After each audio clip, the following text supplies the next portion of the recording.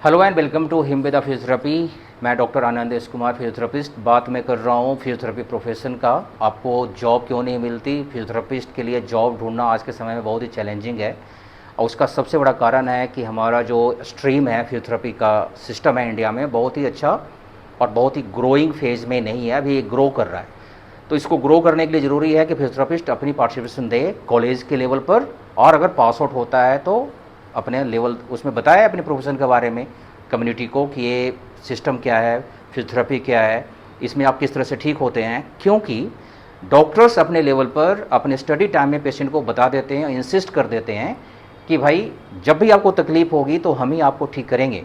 तो फिजियोथेरेपिस्ट भी इस चीज़ को बताए अपने पेशेंट को कि अगर आपको कोई तकलीफ़ होती है, आपको कोई पेन है, फ्रैक्चर है, तो हम ही हैं जो आपको ठीक करेंगे। और पेशेंट को इंसिस्ट करने में अगर आप कामयाब हो गए तो वही पेशेंट का फ्लो समय के साथ में बढ़ जाता है। पेशेंट को रेफ़र करता है। हमें रेफ़र करने वाला बहुत ही कम है, या तो सोसाइटी रेफ़र करेगी, एक इंडिविजुअल रेफ़र करेगा, या कोई डॉक्टर रेफ़र करेगा। तो डॉक्टर अपने प्रोफेशन को घाटे में छोड़कर आपको क्यों रेफ़र करेगा? उससे उसको क्या बेनिफिट है? उससे कोई बेनिफिट नहीं है। इवन कि तो मैंने तो ये देखा हुआ है कि जो हमारे स्ट्रीम से रिलेटेड जो डॉक्टर्स हैं उनको ये डर होता है कि अगर हमने फिजियोथेरेपिस्ट के पास में इसे भेज दिया तो ये इसको ठीक कर देगा और ये पेशेंट दोबारा मेरे पास में नहीं आएगा, या फिर ये समझ में आ जाएगा कि इसे ठीक करने का तरीका क्या है, तो वो खुद भी कोशिश करेगा। तो आप इस बात पर ध्यान दें कि जो टोटल सिस्टम है पेशेंट फ्लो का, क्योंकि इतनी बड़ी पॉपुलेशन है हमारे देश की, इसमें पेशेंट की कमी नहीं है या मरीज़ की कोई कमी नहीं है।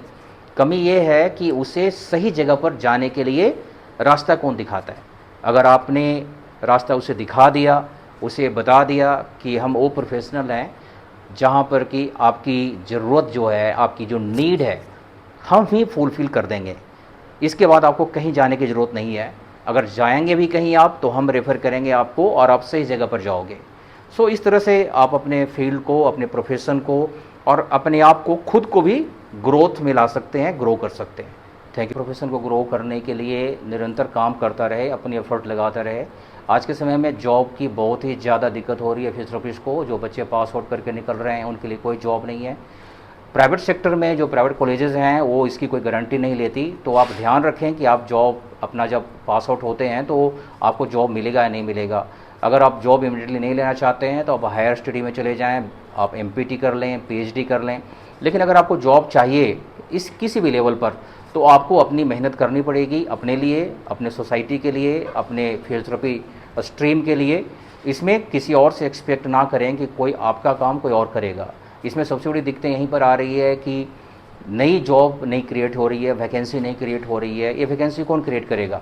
हेल्थ केयर सिस्टम या तो गवर्नमेंट करेगी, प्राइवेट सेक्टर करेगा, या फिर हम सोसाइटी को बताएंगे कि आपको। हमें ये बताना बहुत ज़रूरी है क्योंकि स्टडी में हम 4.5 ईयर देते हैं, तो 4.5 साल में अगर आपने पेशेंट को नहीं बताया कि, क्योंकि इन 4.5 ईयर में भी आप पेशेंट को देखते होते हैं, पेशेंट के पास में होते हैं, पूरे सिस्टम में होते हैं, फिजियोथेरेपी कॉलेजेस में होते हैं, तो आपके पास में भी जो कम्युनिटी है, सोसाइटी है, वो लगभग 5 से 10 हज़ार की होती है।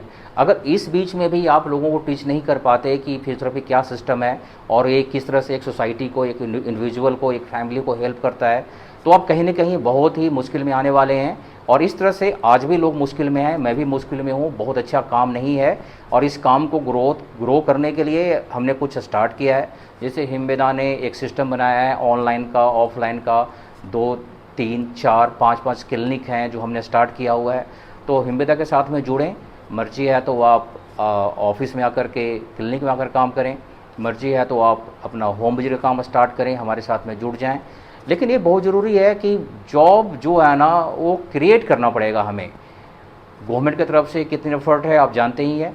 तो सोसाइटी को अवेयर करें, अपने आसपास के लोगों को अवेयर करें और इस सिस्टम को डेवलप करने में हेल्प करें। जो है एटलीस्ट कम से कम 2-3 orthopaedician, 2-3 neurologist, general physician, general surgeon, अपने कम से कम 10 सीनियर फिजियोथेरेपिस्ट जो जिन्होंने एमपीटी किया हुआ है, बीपीटी किया हुआ है, मास्टर किया हुआ है, इनसे आपकी दोस्ती होनी चाहिए।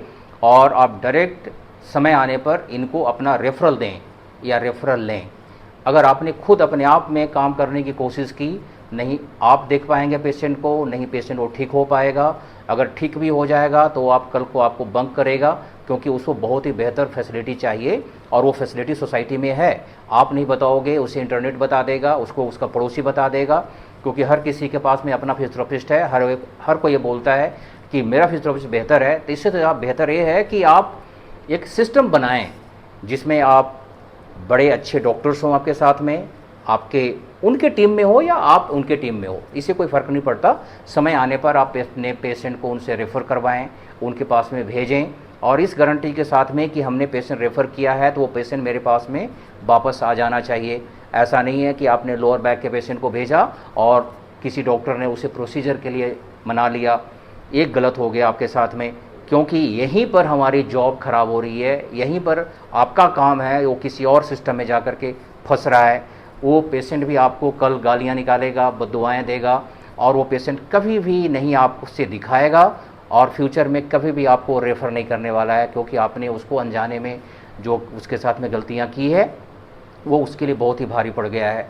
क्योंकि कोई नहीं चाहता आज के समय में कि मैं ऑपरेट करवाऊँ, कोई नहीं चाहता कि मैं हॉस्पिटल में जा कर के 2 दिन 4 दिन इंतज़ार करके ऑपरेशन करवाऊँ, उसमें 8 से 10 लाख रुपए खर्च करवाऊँ, क्योंकि हर किसी के लिए टाइम, हेल्थ बहुत इंपॉर्टेंट है।